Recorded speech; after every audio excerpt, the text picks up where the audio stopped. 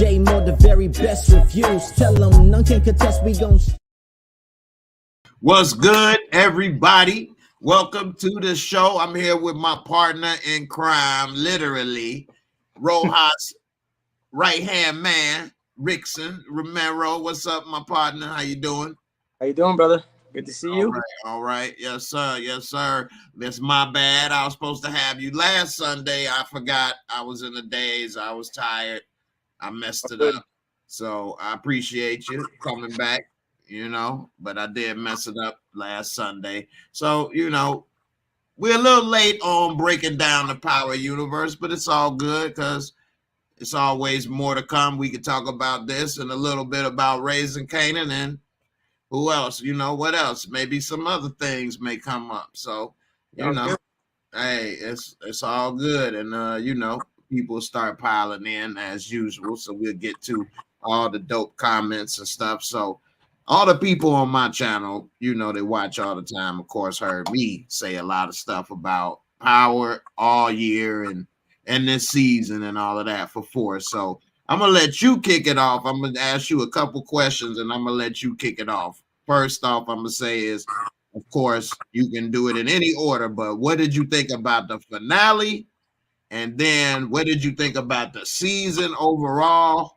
And then what are you looking forward to coming up next? Because we know it was a lot of cliffhangers that was left in the finale. So what are your thoughts on what's next? And I'll chime in a second, Well, you know what? I enjoyed the season. It's actually my introduction to the universe because we got, we were cast with the roles. Yeah, definitely my introduction. So I was familiar with Tommy because I would see Tommy everywhere on the billboards and everything. But like Power Book Force was like my first experience, like watching the show all the way through. So, and then, I was, I love the show. I mean, it's what it's supposed to be. It's raw. When I got the little script that we got, I was like, wow, this is like, old school shit. It was heavy and it's storyline's good. Actors, you got some heavyweight actors in there. So, the series, I mean, cliffhanger at the end of this one, and there's so much they can do now with the third season, with the cartels being involved, and then Claudia dead. Man, you think she's dead? No. Okay. All right. No. You didn't get a direct kill there, so you didn't see her actually die. I think she's still alive. I don't think she's gonna go out that quick. Right. Yeah. So yeah, that was a close one though with Claudia. What do you think about Maria and her situation with Tommy and her brother Miguel? I don't think she's dead either. Man. I don't know. From a sister giving him his insulin and that little intimacy they had where he sees her, she sees him weak and he allows it. I don't think he killed her. I want to say no, but plus they're Latin. I don't think he'd do that. I don't know. That's just my opinion of it. I don't think my sister. He probably sent her away or he's got her, somewhere. But yeah, I was thinking maybe probably. But then if he sent her away, but he probably would do something like that before kill her. Yeah, he's gonna use her for sure to lure Tommy back. But yeah, I don't think he did that. That would have been too easy then, as far as his he's got leverage now. So he's gonna keep her around. Who else? My teacher got blasted at the end. He got blasted in the middle of the episode. Yeah, for snitching. Yeah, no, Tommy tells him walk away. I'll let you walk away. Yeah. Yeah, that's my guy. That's the guy that I. So I'm gonna set it up. I'll let you fill it in a little bit, a little behind the scenes info.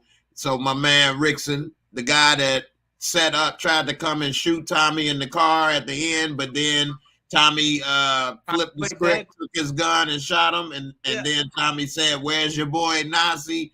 Well, in real life, he is his teacher in the acting world. So he was one of the first. I got my agent. She told me you got to train with this guy. I didn't know who he was by name, and then I saw it. He was Breaking Bad, Crazy 8, big time gangster on that show. He had a really good scene. That scene was still, you still see it. You still see they reference it. He was just a good actor, strong actor, and I got to train with him. And shit, I went in there and this was all Zoom, and yeah, he really straightened me out. He straightened me out with the speed, the lines, like just how to deliver better. You know, I like to take my time on shit when I get lines. And he's like, this is television. They're going to cut your shit. They're going to go to commercial. He's like, you got to speed it up. Just a little notes he did, you know, just a good teacher. And yeah, I was surprised when I got booked. I reached out to him and I'm like, yo, I'm on the show. And he's like, so am I. And he's like, I'm on episode.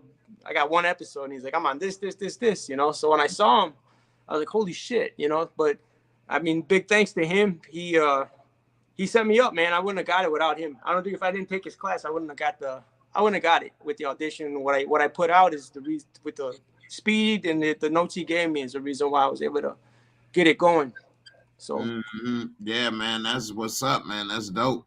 And you know, it's a lot of people to hear the opposite stories of how somebody didn't do somebody right or this, that, and the other. So it's good to put them out there, that it is some people out there that will look out and do the right thing and really be, you know, cool with people. So, you know, definitely shout out. Too bad he got killed by Tommy. What you think about him letting Tommy take his gun, man? Got caught slipping, man. Yeah. Slipping. Yeah. I did love that scene though when Tommy met up with Miguel, like, where your boy Nasi? Oh, yeah, that was cold-blooded. Yeah, that was dope, man. It was cold-blooded. So, yeah, man, this season was all over the place, man. They done lost a lot of the kingpins. We lost the Flynn family. They pretty much fell apart. What you think about Vic and Tommy Flynn, everything, what happened this season with them? What you think was up with that? I think the setup was, I mean, it was perfect. It was played out perfect. The thing that threw me off was I thought he was dead by the end of the season. You know, I thought he was going to clip him at the end, and then he ended up keeping him alive, so you'll see what happens there. But, yeah, I thought that was something to keep him alive. I still don't even know the angle of that, why he would do that. I've been wondering the same thing myself. How could this work in his favor, keeping this dude alive? Now, he said something to the effect of having a snitch inside the FBI, but I don't know how that's gonna work out. Yeah, I don't know how you handle that. And then the top cop, super cop, you know, she's horrible. On it. Yeah, she's given what you call it from the first show. I don't know why I can't remember her name right now off the top of my head, but she giving her a run for her money. But definitely, you know, I don't understand why he keeping Vic alive. I said one thing he probably should have did is said when they was in the car and he knew Vic was wired, like, man, you did a good job taking that cop out that was following us. Yeah, that threw me off. I'm like, there's no way they're not going to show his death off scene either. You're going to see it because that's the way the show is. But yeah, that threw me off. So to see he's still alive, that's going to be something in the next season. And there's the next season. You know, you don't know how these things are. You know how they're going to unfold. I mean, we've been waiting, and the way they left it with all the cliffhangers, I'm like, there's got to be another season. Like, there's no, there's no stopping it. Right. The way that this show works, at least since, because I have been watching the show since it came out, and so then it's kind of weird that I ended up being in the universe as well as reviewing it as well. But the way that they normally do in this show is they announce the next season.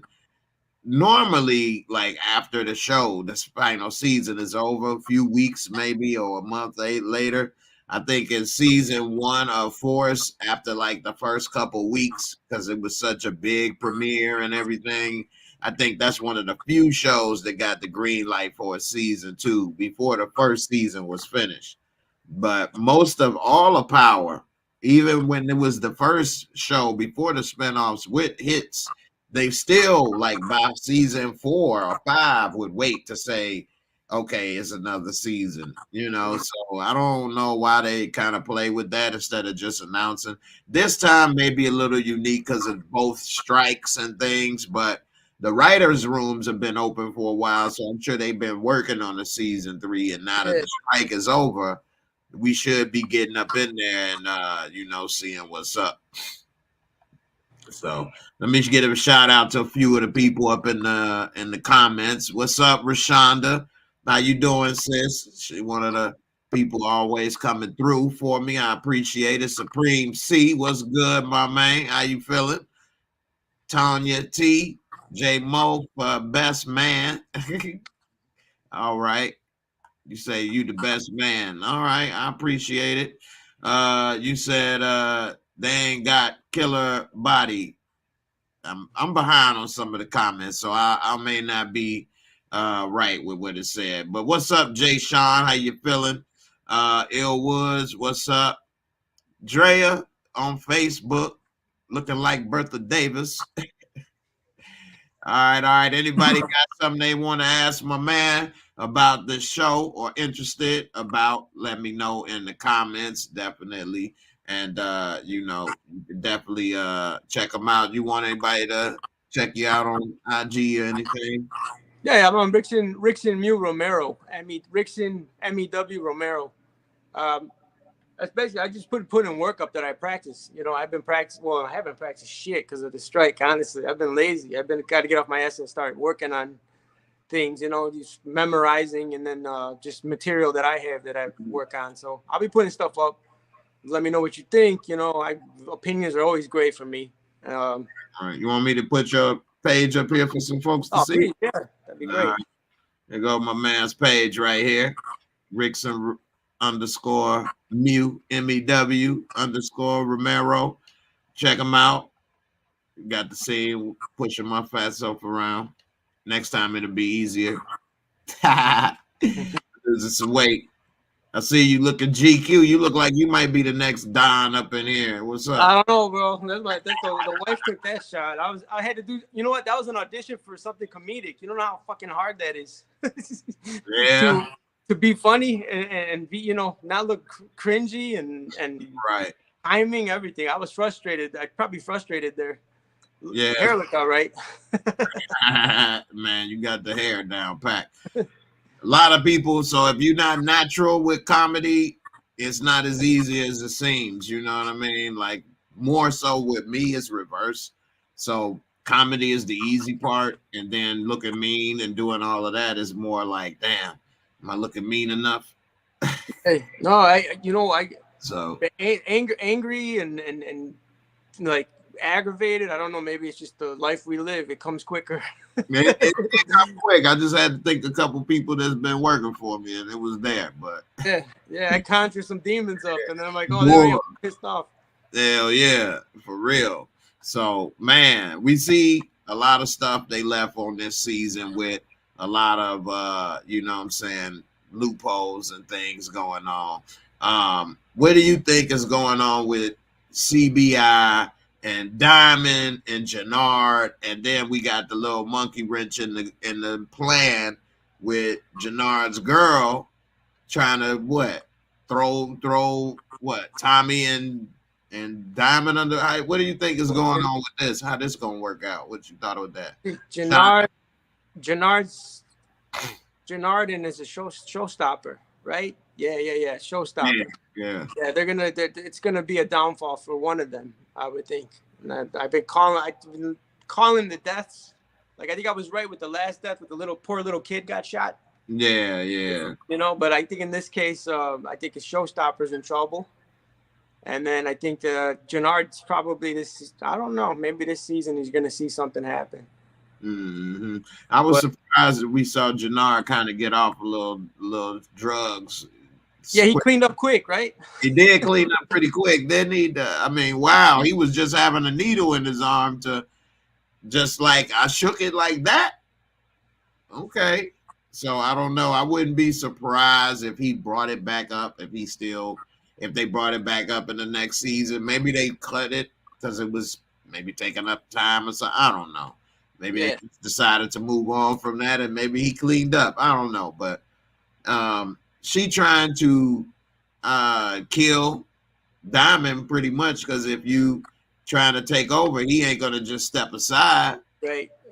So, That's gonna be the conflict, and then I mean you got that side. You got the Serbs are done, and then you got the one cartel we know, that's Che's cartel. You really think the Serbs are done though? Mirkovic lived.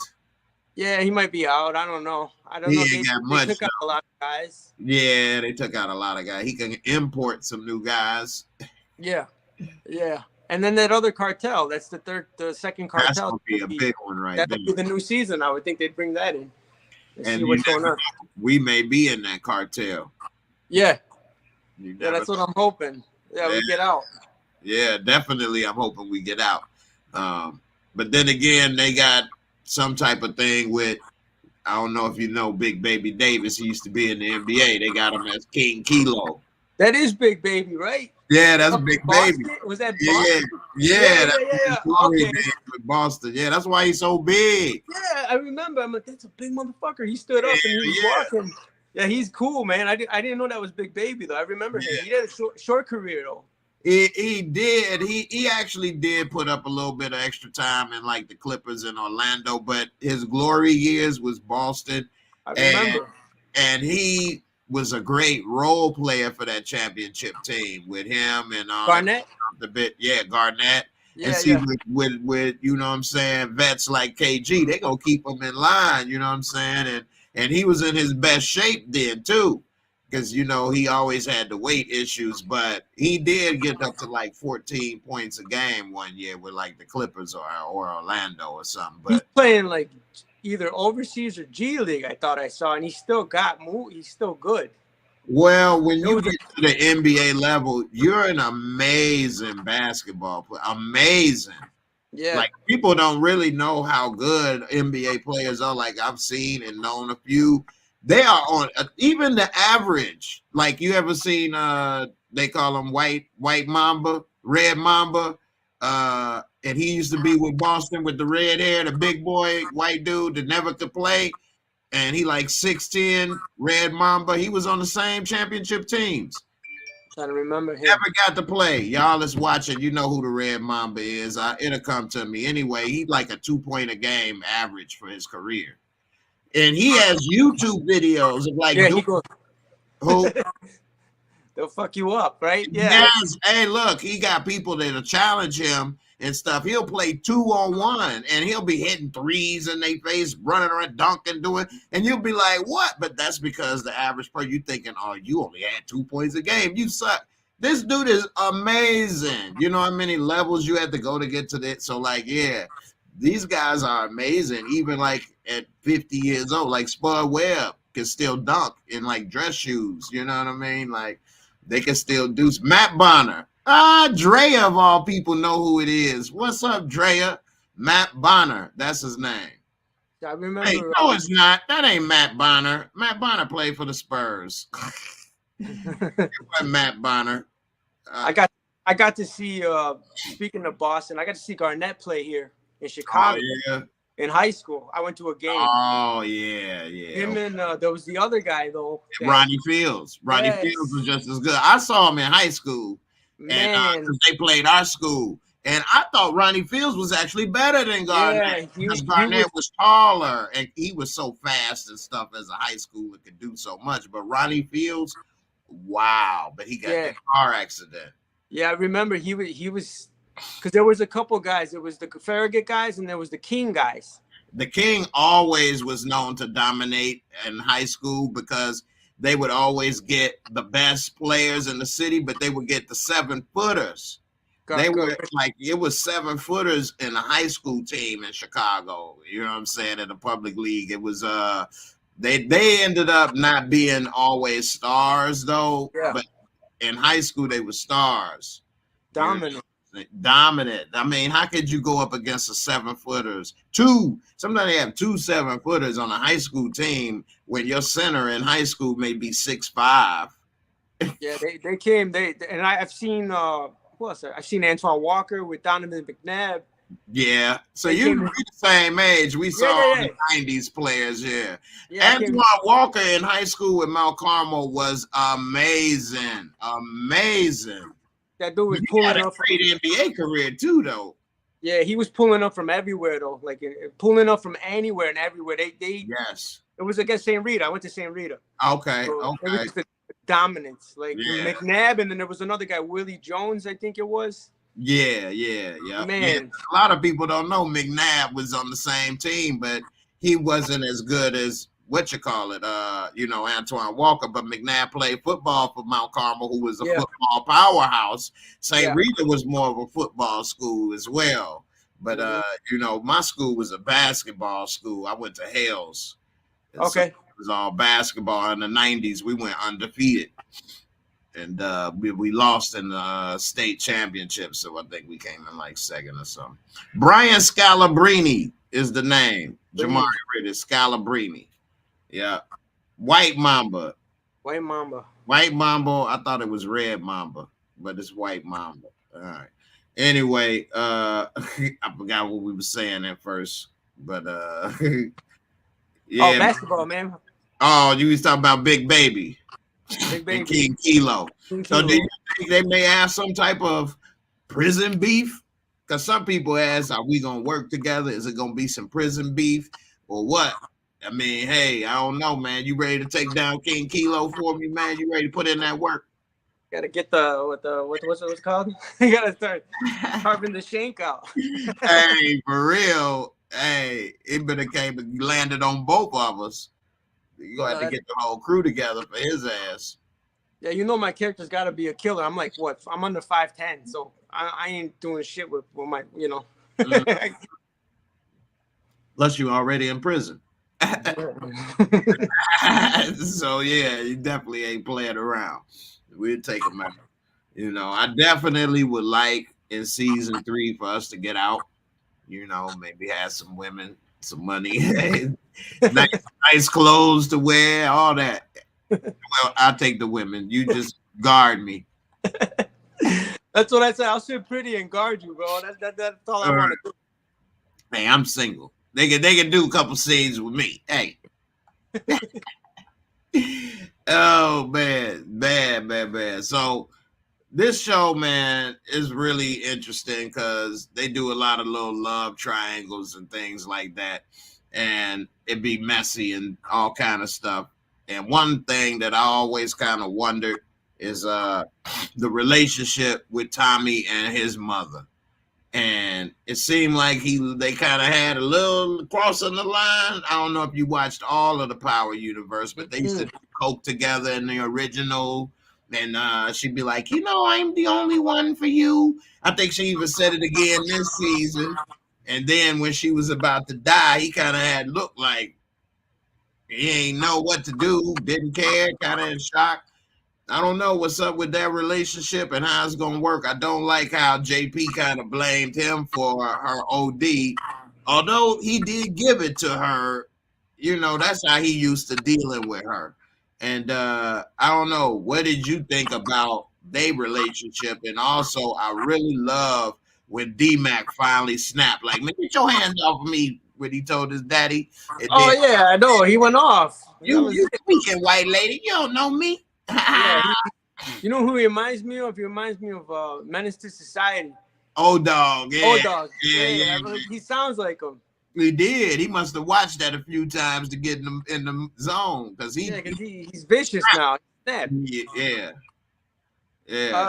Tommy's mom. I think it's the acting though, because Joe Sikora, I think he's a great actor. I think it's that confliction he shows that he loves her, but I don't think it's so dysfunctional. So it's like one of those things where he's feeling her death or whatever she's going through.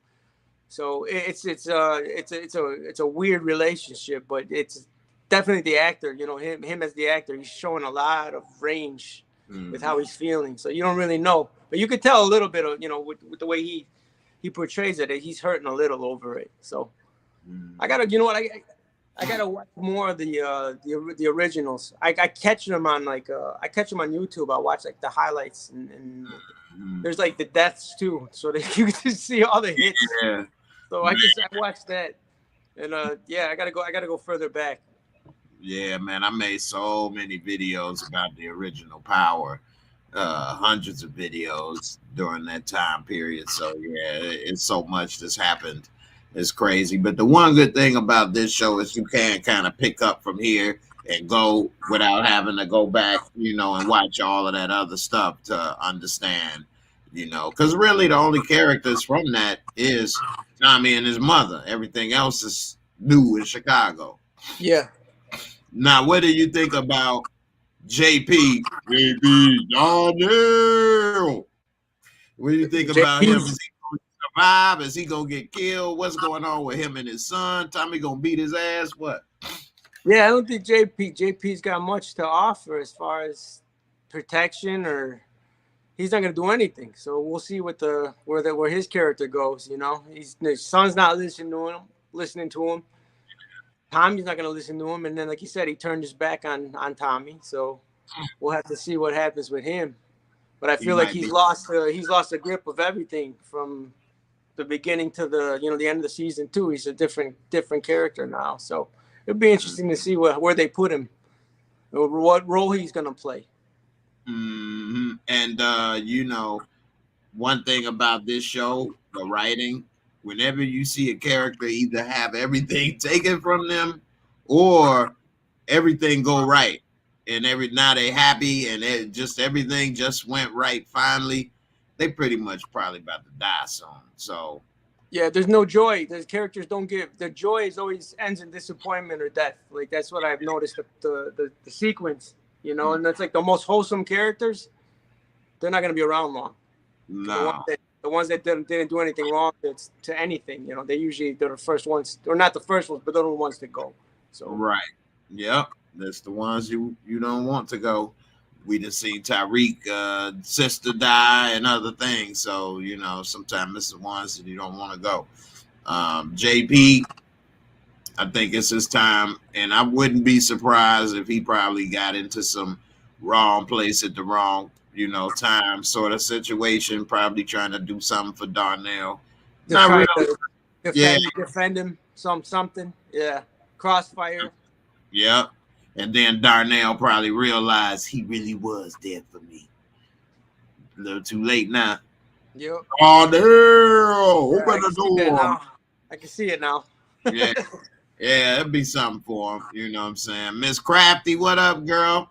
She said, like Leon. That's who I call Baby Obama, the little boy that got killed. As soon as he thought everything was going good, he knew how to throw a little punch. He threw that little weak old punch and knocked dude out. I did it.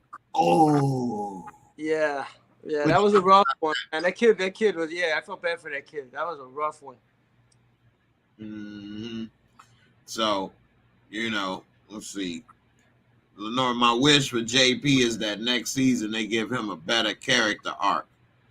Yeah, definitely should give him a better character arc, but I don't know how they're going to pull it off. He's got to go gangster. Right. I don't think that maybe having him in a relationship would be a better arc, because that doesn't go with the vibe of the story. And it wouldn't help his relationship with Darnell, because Darnell would be like, oh, no, I really ain't messing with you, especially after he dropped the F-bomb on him when he pulled the gun out. That was harsh. That got real right there. That got real right. Yeah. He let him know, look, we done playing these games. You ain't my daddy. You ain't been around. Don't touch me. What? I'll pop you. You know what? I met D-Mac, the actor.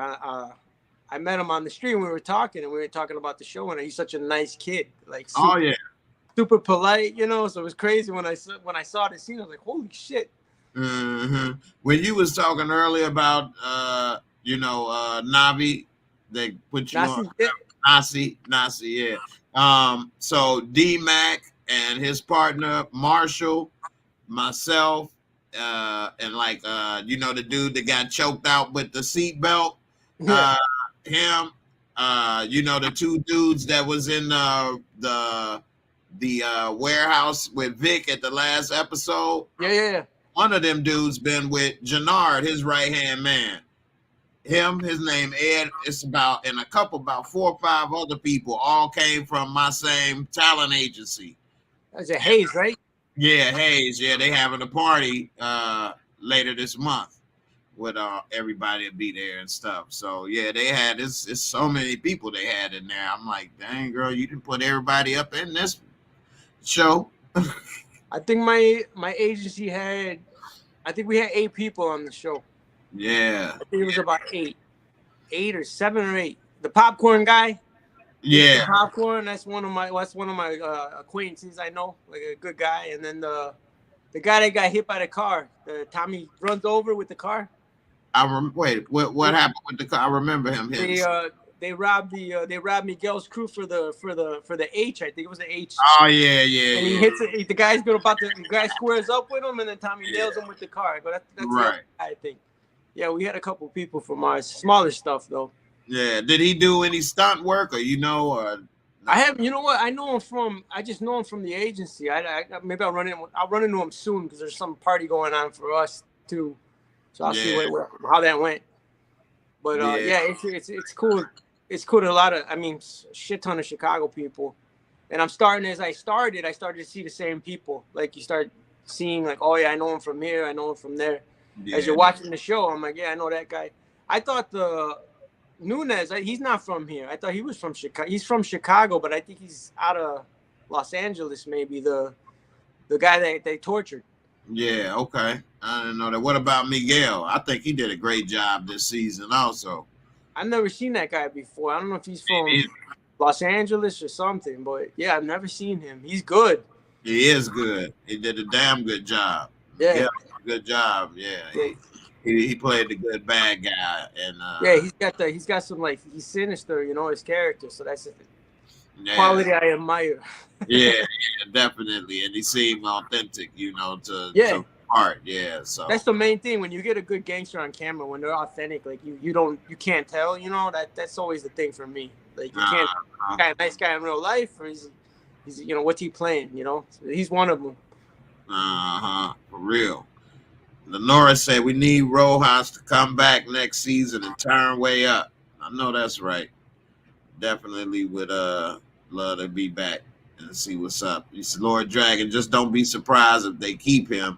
Can't say I didn't tell you. He talked about JP.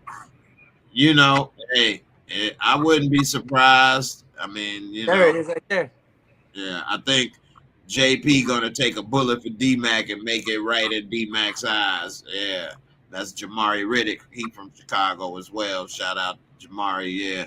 I mean, yeah, you never know. I would think that would probably be the best way to make it like kind of poetic. It's a way to go out. Yeah. But I don't see he having too much left, Who was your what was your best death there? Like as far as your characters on the show?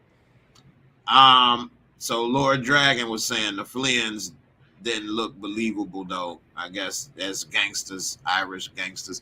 I'm not familiar with the Irish mob or whatever in Chicago, but I'm sure it's always somebody doing something. I don't know. But I was gonna say I liked Flynn's death I like that episode with it kind of had almost a movie feel with the attack at the compound, like Belly. I'm the original dumb Dada Scarface, you know what I'm saying? Paulie coming out with his whole ass. That's got, you know what? I think that's my favorite too. When Paulie and he's like, let's go say hello.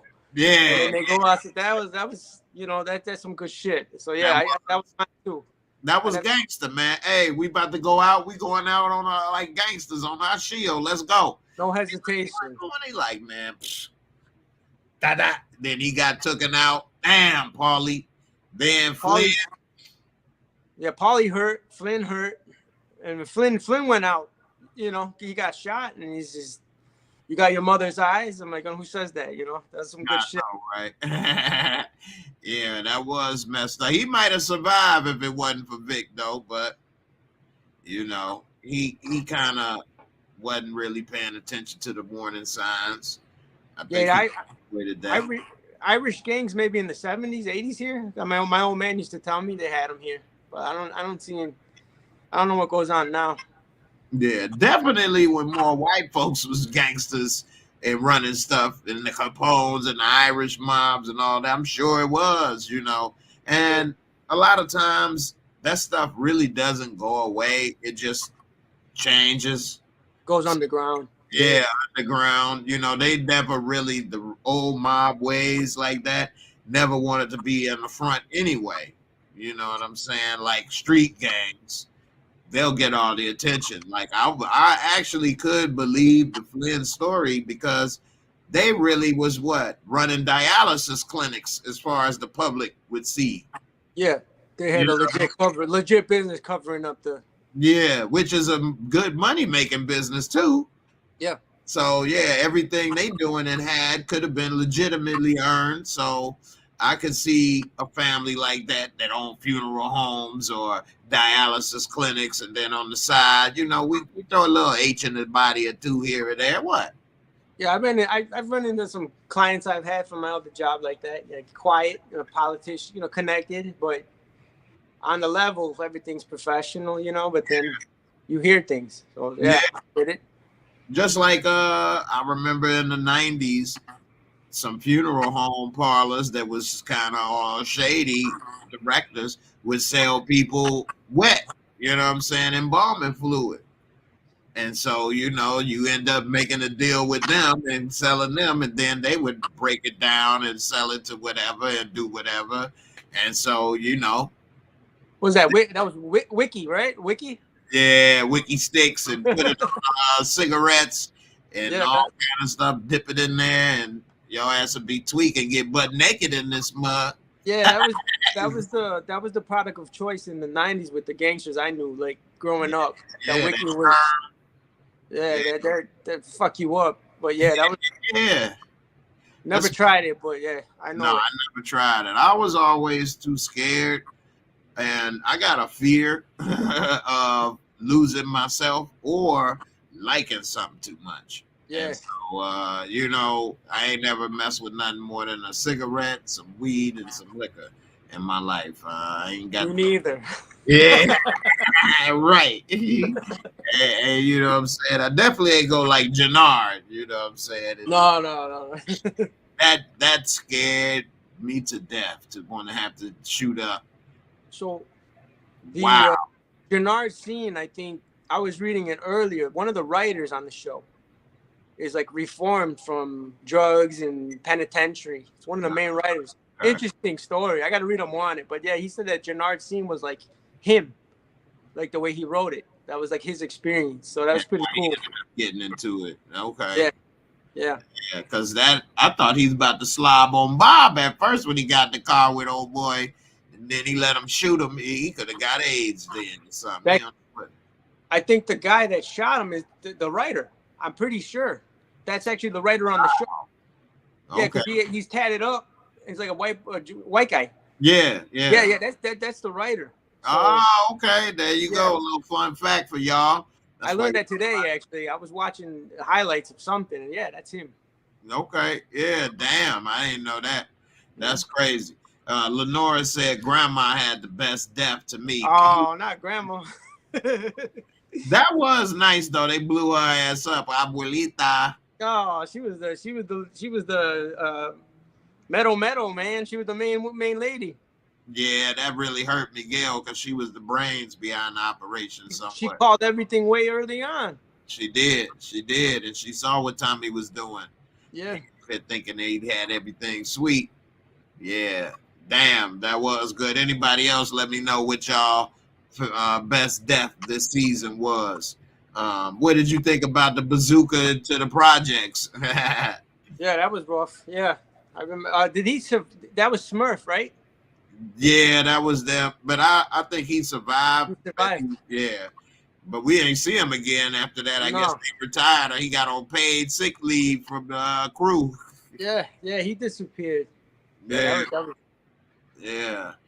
Miss Crafty said, I want D-Mac actor to do great things, but I need D-Mac to go. So a lot of people felt that way after he said what he said to his daddy and to his grandma. But to me, I thought that was more honest than when he was there. He did not know them.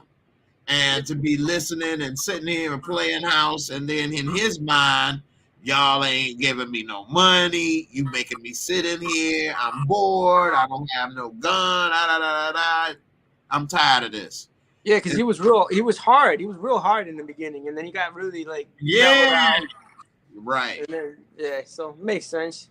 Yeah, he went back to who he was basically, and so I like that. Now, as far as a parent.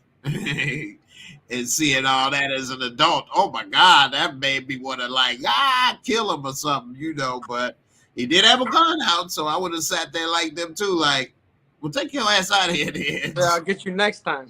Yeah, for real. We about to have a shootout or something in here. So yeah, that was bad. But you know, he's in Hayes as well. Shout out to Lucian for, you know, bringing it. I was wondering what was up with his character, because he was like damn near a main character last season, and then they kind of had him out on the lam most of this season. So I was like, damn, what they do to my man's?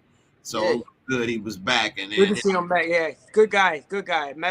You know, you meet people and then you see them on TV, and you meet people and they're cool. You know, and that's always a good thing, because you can run into people and they're not so much. You know.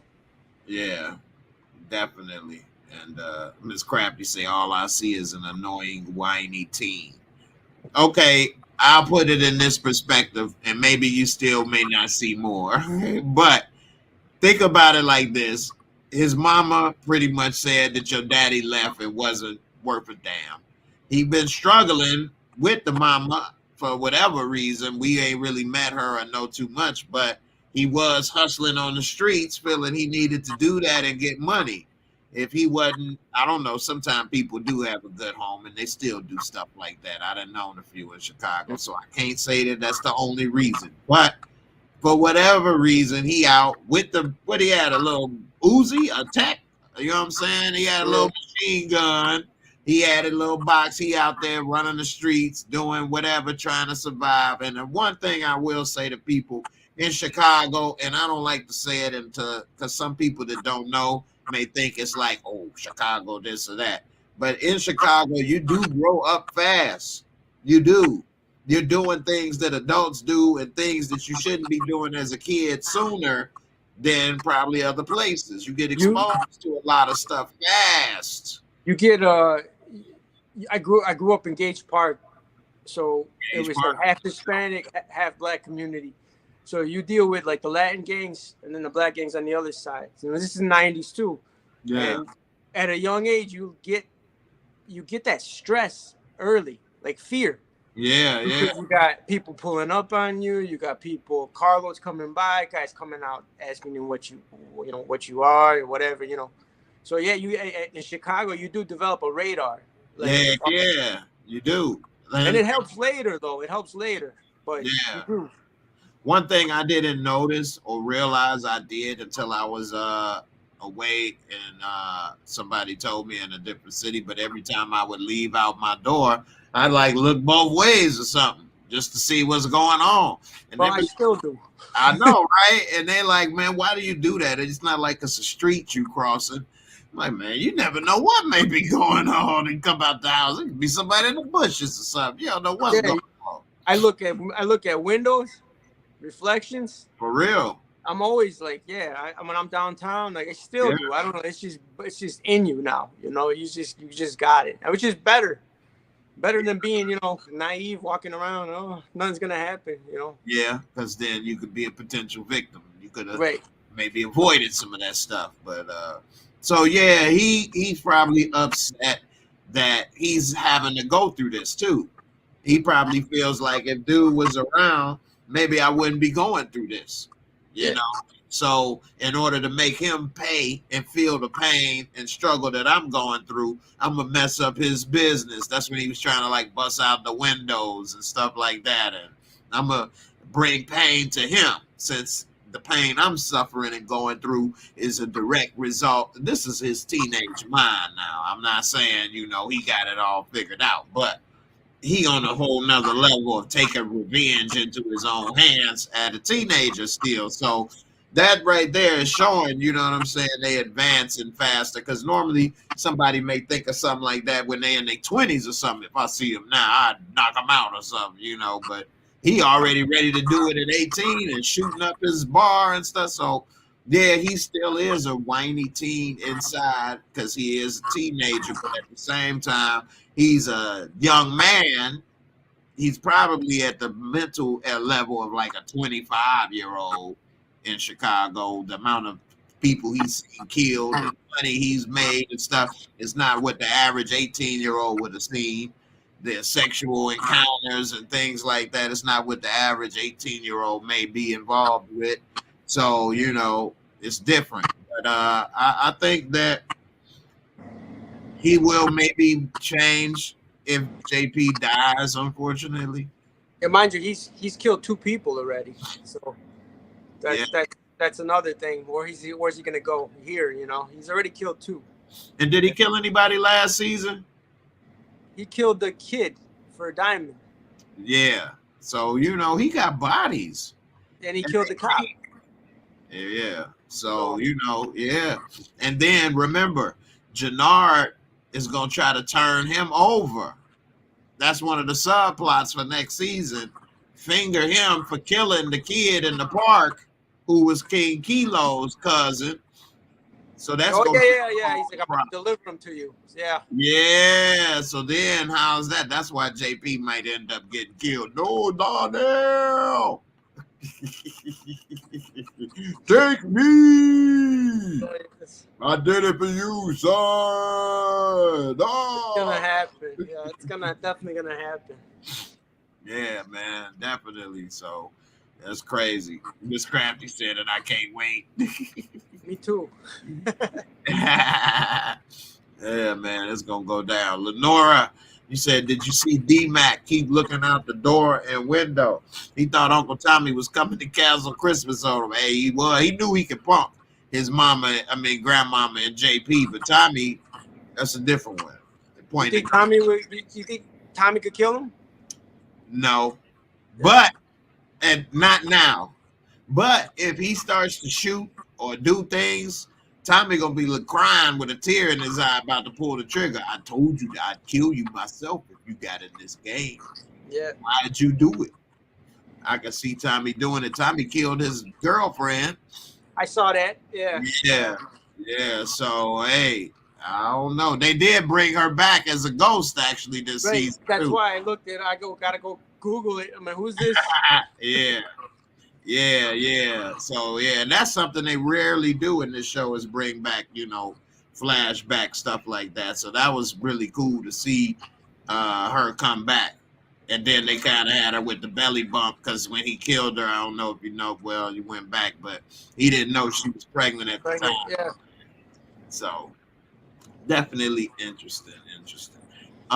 Before we wrap up talking about this, you want to say anything about this show or book 3? Because book 3 is about to come out, Raising Kanan. I know you say you wasn't really too familiar with the Power Universe till you started working in it. I was on a show before I wasn't familiar with, and I went back and watched it. I actually ended up liking it. So I'm gonna definitely get back, get the time to binge. Because if I like something, I finish it. I just keep watching it.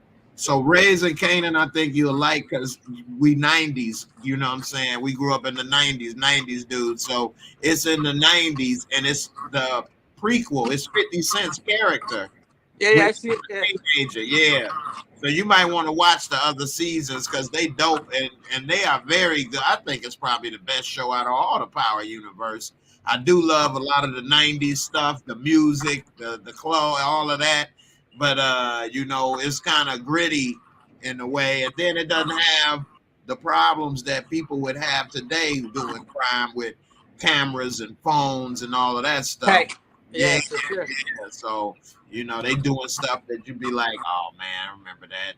Used to be able to get away with that. So, yeah, it's interesting. They even brought Tony Danza up in there as like one of the mob bosses. Oh, no shit. I got to watch it then. I ain't seen Tony Danza in forever. I was like, who's the boss? Yeah, he the boss up in here. Straight up. So, yeah, man, that definitely was going to be good, man. I love that show. Crafty say it's number 1 with her. I'm gonna watch it. Yeah, for sure. Yeah, it's really good. It's like actually a different show because it's in the 90s. So, all of these characters, like at this time period, Tommy was a teenager. Tommy didn't meet 50 Cent character until he was in high school. And 50 Cent character was like 20. So they ain't going to meet. Tommy and Ghost ain't going to meet and be in this show yet and things like that. So it's interesting. Yeah, I gotta watch something new. I watch the same shows over and over. Yeah. So I watched Sopranos. I watched again. Oh man. Boardwalk Empire. Yeah, That's I watched. Classic though. You watching legendary shows though. That's different. Okay, so the top cops sergeant with the guy, the Italian guy, he was on Sopranos. He was the. Yeah, I I heard was he like, was gonna be Tommy at one time, or he auditioned to be Tommy. yeah, I'm like, oh shit, that guy's he acted with James Gandolfini. So I was like, holy shit, you know. I remember seeing him in the table read, and I was like, oh, I know this guy from somewhere. Sure enough, it was him and Lilo Brancato from Bronx Tale. Oh, okay. They were the two crews that they held up the poker game and they accidentally killed a boss. And so I think they both get killed. I think it's the same guys, but yeah, that guy's from Sopranos. I was like, holy shit. Mm-hmm. So, I had watched half of The Sopranos again when they brought out what's that movie they made recently? oh, Newark. Yeah. Newark, Many Saints of Newark or whatever. Yeah. Yeah. I ended up watching it again with that, and yeah, I was like, damn, this is good. But see, that's the thing. I'm thinking not enough people have seen really good shows like The Sopranos and Boardwalk Empire and The Wire and Oz. That's when HBO was on another level with programming. So when people see some shows, and I get it, people get excited, but when they say that was a 10, I'm like, oh man, it was good, but did you see The Sopranos and stuff? Like in certain levels, The Wire, there's certain levels I gotta reserve those 10s for, because then if this is a 10, then what is that? You know? Right. So they're not necessarily this, but just saying, you know, I got certain levels when I do my Mosco. That's my ratings I do. I try to remember, yeah, this was great and I'm excited, but hold on, it's other stuff now, you know what I mean? And if one thing is this, then that means that it's got to be a 25. It's off the charts. Right, got to be off the scale. Yeah, for real. So one more Soprano thing. If you go to YouTube, you can look up Phil Leotardo, who's one of my favorite characters. There's like a 30-minute video of just him, all his scenes, killing people and his comedy. This guy was just, you know, his one-liners. So 30 minutes of that actor. And I don't know. Let me ask you a couple things. I'm gonna give you a couple topics before we go, and you pick which one you want to talk about. All right. Couple headlines. All right. First one: UFO shot down by U.S. military, and the pictures emerge as an ex-Marine reveals the black site for ETs. It says the Will Smith and Dwayne Martin situation and allegations of relationship, and then, you know, O.J. Simpson still getting college women and at this time, and of course everybody talking about Puffy and he getting sued. So here's another one that I wanted to get to that I didn't the other day. In some Latin American drug cartels, women are the new violent overlords. All right. What any of those you want to talk about, from Will Smith, the Latin American women killers, UFO, OJ? Got a couple minutes before we get You know what, the UFOs, for me, that's always I can get stuck in the rabbit hole. Me too. You know, and I've known people that have seen them. Really? Yeah, my buddy was on a cruise ship, and then, you know, it's pitch black night, and he said he saw something that didn't look right to him. It was some type of ship that moved in a weird way, you know. Right. It wasn't a star or anything, but yeah, that's one of the things. I like UFO movies, so like that's one thing. My wife, I have to wait for her to go to bed because she don't like any of that. But because that's the real scary stuff to me. Yeah, scary movies and monsters, whatever. UFO, Ghost. Hold up. Oh, I love all that shit. Yeah, watch Fire in the Sky. Oh man, that was a good one. Travis Walton, right? Yeah, that was Walken, you said? Walton, the guy that got abducted, Fire in the Sky, didn't he get taken away or something? Yeah. And they show the aliens and they're pissed off and they're mean, you know, and they torture them, and yeah, that's sticking all stuff up on him and poking him with stuff and sticking stuff down his throat. Yeah, that's the shit that freaks me out, you know. So you don't want them coming down here. Or signs. Hey, for real. Signs was a good one also. This one was just basically saying, I give a little brief overview, but they were saying pretty much that this dude testified before Congress that under oath that he encountered a 300-foot aircraft in the jungles of Indonesia, and said it constantly changed colors, so like somebody was operating a dimmer switch. He was warned off of approaching the ship by the special forces personnel who were armed.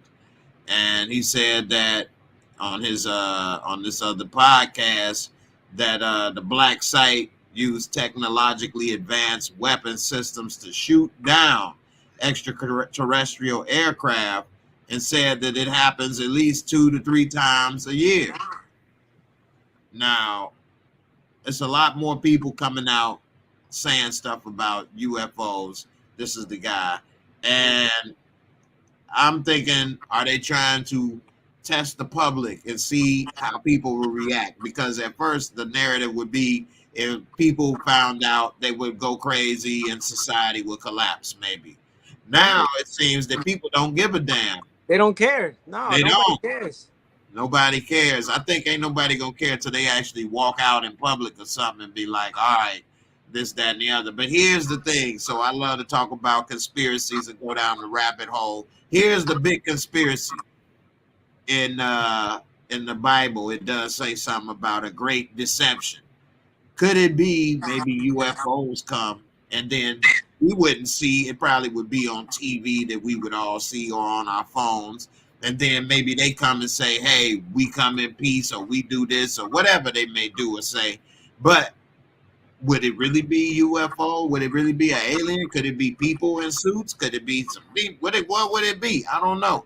I know like something's happening. I don't know if it's from another planet or what. I don't know. They live. It's like they live. That movie is so real though, and so deep. But the difference is, it's not that the truth in that is that it's not the aliens. It's the, what people would say, Illuminati or powers that be. They were the ones that they made as aliens in that movie, but they were all the business class, running everything, had everything. Right. Wearing sunglasses. Yeah, I love that movie, man. And Roddy Piper should have got more roles after that. That 20-minute fight scene. The greatest. It wasn't supposed to be that long, but I know it. So good they couldn't cut it. I love that scene though. I saw that movie new when it came out. You know what I'm saying? Yeah, like we was always go to the video store back in the day. And watching that scene, if y'all have not seen the movie They Live with Roddy Piper, it's an amazing fight scene with him and Keith David. Man, that was good. You got to see it. So, they went at it. It looked real. Yeah, Roddy Piper's a legend. Yeah, he should have done more movies. Yeah, it's sad that he passed away, and he didn't get the level of appreciation Hogan did. Well, Hogan did what? No Holds Barred. Right. But that was a sucky movie. They Live was a real movie. Yeah. You know what I'm saying? They Live was a real movie. You haven't seen that movie. Yeah. Hey, if anybody need to check it out, They Live is a damn good movie. Keith David was in his prime, and it's pretty much he finds out, because he was out of work, homeless, and by luck he finds out with these glasses that it's a secret society controlling the world, and he want to do something about it. I came here to chew bubble gum and kick ass. I'm all out of bubble gum. Boy, that's the line, ain't it? Beat your feet. Yeah. Boy, They Live, man. Hey, he beat him up just to put on them glasses. Look at that. That's a good scene. Heck yeah. Put them on, damn it. Yeah, They Live, man. So, I don't know, man. I don't know, man. If they put on the news or TV that they hear They Live, what's on your mind? I don't even know, bro. I know, right? Yeah, that's a rough one. Man, you play ball. You got to play ball, right? I'm like, what do I get for this? I know what you are. like the Man. movie. Then we'll be in season 3. We'll be the headliners, right? I mean, we did something. Right. All of a sudden they stars. Oh, they yeah. What happened? I know, right? You know, damn, that would be something. Crappy say she watched The Arrival. It was pretty good. With Jodie Foster, I think that was good. You said, Jay, type in 1977 message sent from space extraterrestrial. Send a message back in 1977. Are they claiming that they just found out about this? I'll release it or release it. Wait a minute. I'm down. Wait, you know what he's talking about? I don't know. Type in, Jay, type in 1977 message sent from space extraterrestrial. Let's see. He said you can actually make out what they are saying if that's true. Okay. I might check that out. Let's see. we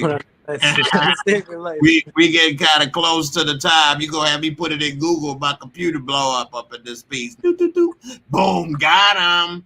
You will not find out about us. We are secret. War now I can go Google it. I got one other person say talk about Sugar Daddy OJ. So before we go, OJ, he been going on different podcasts and stuff, and he been with Cameron and Mace, which damn, that's a great guest to have to talk about sports. You know, if ESPN was smart, they'd bring people like that on, but of course they can't. Anyway, because if they had OJ on with Stephen A arguing, who wouldn't go see what the hell they talking about? Anyway, while he was on the show, he had mentioned something about he had some young twang, and next thing you know, they show pictures of him with the white girls. White girls are so loving and caring. I feel like he's always on that though. He's been like that, right? Hey, that's what got him in trouble. Yeah. He ain't never learned that lesson. Yeah, he's always that guy's having the time of his life every time I see him. He is, man. And you know, he getting older, but he's still hanging in there. He talking with him. Uncle OJ is back. And you know, he's still out. I think he live in Florida, play golf, talk with them, and have a good time. So I don't know. Do you think that OJ should be punished or should not be able to live a good life because of what he's allegedly done? I say allegedly because he did go to court and it was found not guilty. Alleged. Yeah. So did he pay his time, service time, or should he be penalized for life? I don't know. I think he should have been punished by now, and he hasn't been. You know, so it's kind of like, what do you do? I mean, as far as being, he was an athlete and a half. You know, he loses that accolade, but it's like, you know, it's kind of, yeah, he's living the life. Yeah. Some people don't get punished. You know, that's just the way it is, I guess. Some people don't get their payback till maybe later. I don't know. I know, right? Yeah, definitely. Shout out to Damian Kenny. He said he want his residuals. He said that joke the other night. White girls are so loving and caring, but it's with the Karen, you know. They so loving and caring. Yeah, that's a good one. I told you I'm gonna steal that. I already put it to use. No, but I forgot to tell you I found from our scene that we did, me and you. I found the cafeteria guy. Oh, okay. Yeah, and I'll send you it after we get out of here. But I gotta send that to you. The guy that was smiling, throwing the food. Yeah, they got that smiling on my plate. He got like backstage footage of us. I don't know. Yeah. It's like it's from the camera, like somebody's, you know, one of the director cameras. I don't know who he knew, but yeah, I'll send that over. Oh, okay, yeah, definitely gonna have to check that out. Definitely, appreciate it. All this is. Not only do I remember it, I got the box set. V scared me. I was little. Hey, V scared the crap out of me, and that was on TV. It was a mini series. Yeah, it was very good too, man. The Visitors. That was Reptilian, right? They were Reptilian. Come on, man. That's just too much. Spot on. Then the conspiracy of the reptilians, and then they could do this and that. Then they were reptilians, came down, had the power, influence, technology. Do you remember the other one, Alien on Fox? Yeah. Alien No, Nation. it was called Alien Nation. Yeah. Yeah. They used to drink the spoiled milk. They was strong, had them big old eggheads. But they were part of society or something. They accepted. So what you talking about, the show, that wasn't as good because it was a movie. And the movie was good, and then they decided to make a show after it. Whereas V was a mini series at first. They never made it into a movie. I think they did in like the 2000s or the 90s eventually, but it never hit like that very first V. You know what I'm saying, mini series. I got sent to bed on that. I think I was scared. I was little. I didn't finish it. I remember getting scared of it. I saw something on there and it freaked me out. I remember that though, the show. Hey man, what tripped me out with V? I never would let like my parents and this know this stuff, but what tripped me out is when one of them had a baby with a human, and the baby came out like green or something like that. That's what it was then. I think that's what scared the shit out of me. Oh, that scared the hell out of me. I'm like, oh no. They look like the baby from Ghoulies, like the Ghoulies scared the hell out of me as a kid too, man. Yeah. Coming out the toilet, Ghoulies, Chud. They made that's all I watch, bro. That's that's pretty much all I watch. I watch all that. Like that's been like my go-to. Get to me, yeah. That's probably why that stuff don't scare me now. But like hauntings and supernatural and all of that stuff, or the demonic shit gets me. But even like, actually, I haven't watched a new Exorcist yet. That's the next one I want to watch. But the first Exorcist scared the shit out of me, and it still does. Hell yeah. You ever watch that Ghost Adventures of Ghost Hunters and stuff? Yeah, that's good, man. There's another show, Paranormal Caught on Camera. Yeah. That was good. Yeah, man. What do you think about that? And they be having those like spirit boxes, and then like words that come up, get out, I'm going to kill you. I got a member here at my studio at the church. I don't know if she's still a member. She used to do that shit. They go on ghost hunts and. Yeah, my buddy went too. He went to an abandoned prison. And he said it was getting active talking to him. Wow. See, I like to know more about that stuff, but then, you know, of course, I ain't no priest and I ain't no Bible thumper, but it does say don't mess with that stuff in the Bible. So, you know, you can open yourself up to that stuff. And I have. Yeah. So, like, I like to know, and I watch it on TV, but I don't need to get with you and go on no hunts and stuff. We love all that shit. Yeah, got a familiar following you. You probably already do. We all probably do. So, you best to not mess with that boundary, and you could probably be all right, you know. Yeah. So, with my luck, that's the last thing I need. I've seen like, as far as paranormal, I've seen a ghost like with somebody next to me. In my life, I've seen one. So like I was changing tell me that story before we go, man. So I'm in the bedroom with my ex-wife, right? Changing the baby, and we looked up at the same time. I see this 6 foot something white dude in the house walk past the doorway. Clear as day, casually just walk into the other room. We both looked at each other like, who the fuck is that? You know? So I walk into the bedroom, nothing there. Nothing. And that room, for some reason, at my mom's house, is like ice cold all the time. So I saw it with somebody, so I'm not fucking crazy where I'm like, I was sober. Like I wasn't on anything. Saw this 6 foot white guy just walk casually, dressed in like regular clothes. I can't remember what he was wearing. But like solid, like this. Wow. The other room. So that was like my one time. I was like, holy shit, what was that? You know, we were in broad daylight. Wasn't nighttime. There was no like light tricks, nothing. So that was one of my main ones. Wow. And I didn't invite it, nothing. I'm just minding my business. Right. Was there ever any like strange occurrences in that house? Yeah, in the room. It's cold, but did anything fall or get misplaced? Yeah, so that same room, when I separated from my ex-wife, I was living there for a minute to get, you know. Okay. So I was sleeping in that room, and the temperature would drop, like, significantly. And and the toy box, which was at the front of the bed, would go off at night, start singing the toys in the toy box, like Poltergeist shit, like the movie. Right. So they would start the songs. You would hear the kids' songs playing. You know, I got used to it though. But yeah, like the temperatures drop, and that shit would be, the toys would be singing and they would never work. You know, those toys were dead toys, like old toys, and they would turn on. What? Yeah, so that was my shit. Like I've seen shit, you know. So like, but sober, like I'm not right crazy. Wow. So I think because we opened the gate, you know, we were little, we used to play with the Ouija board and all that. Oh man. So I think maybe I just opened the doorway where a lot of us experience shit because we asked for it, you know. Yeah. But yeah. Yeah, that's the one thing, man, that they actually put out there as like a toy Ouija board, but that's real. The shit works.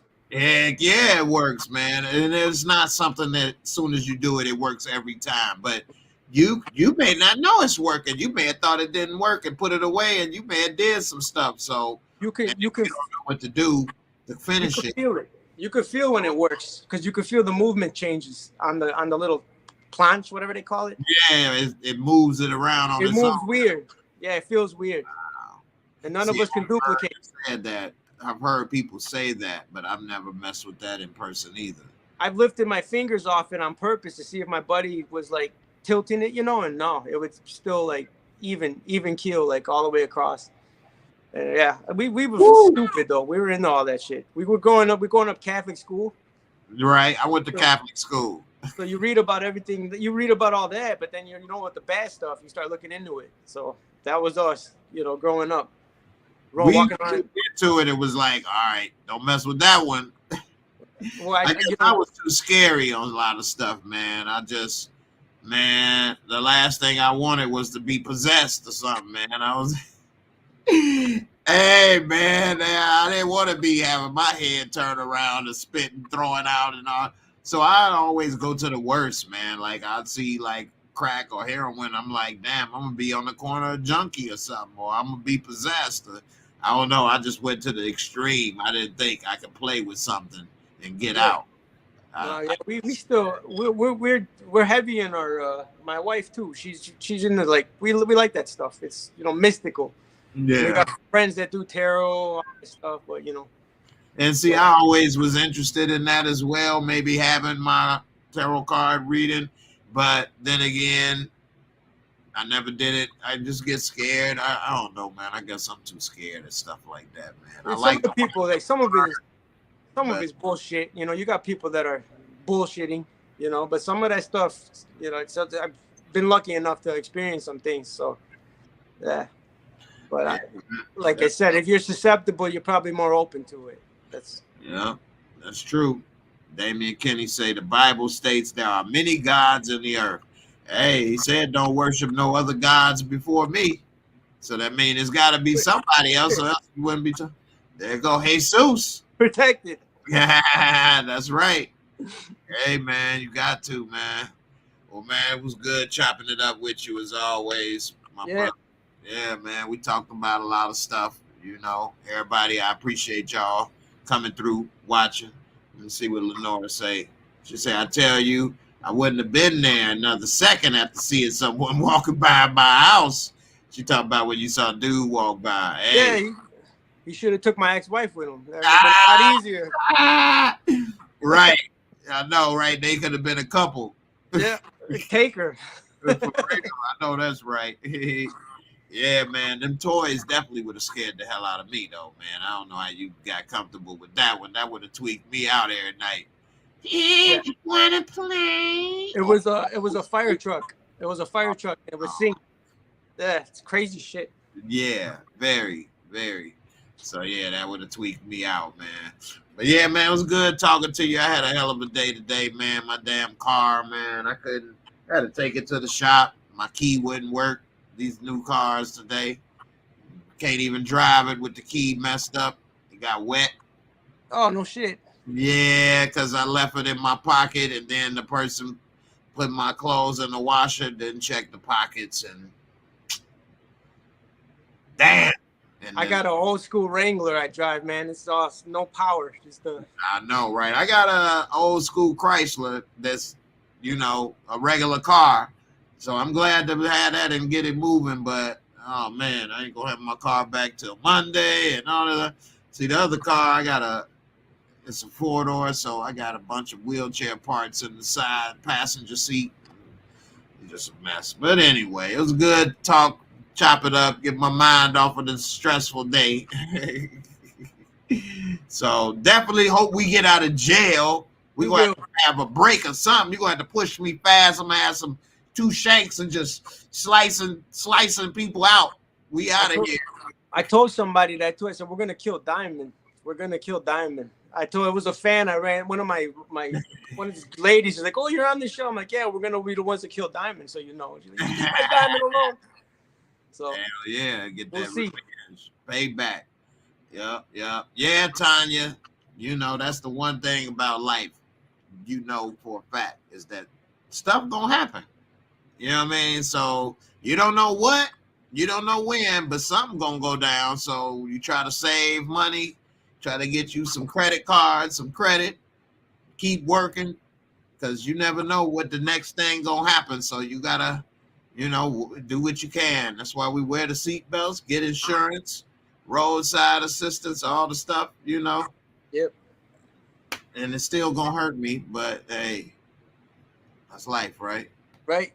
Keep it moving. So, all right, y'all. It was great talking to everybody. Definitely good to have you back, my brother. Thanks for having me. Happy Thanksgiving, everybody.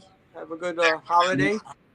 You know what? Speaking of Thanksgiving, you know, me being a single man, not having a bunch of people to cook for, Popeye's Chicken has got turkeys, Cajun turkeys. You saw that? Anybody heard about that? I think I might buy the Cajun turkey from Popeyes for Thanksgiving and eat it. Why not?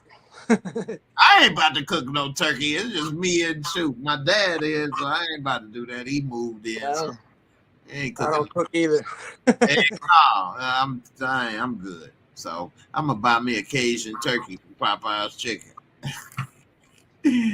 All right, y'all. We up out of here. Deuces. Y'all be safe. And we'll see y'all next season. Next season. We out of here.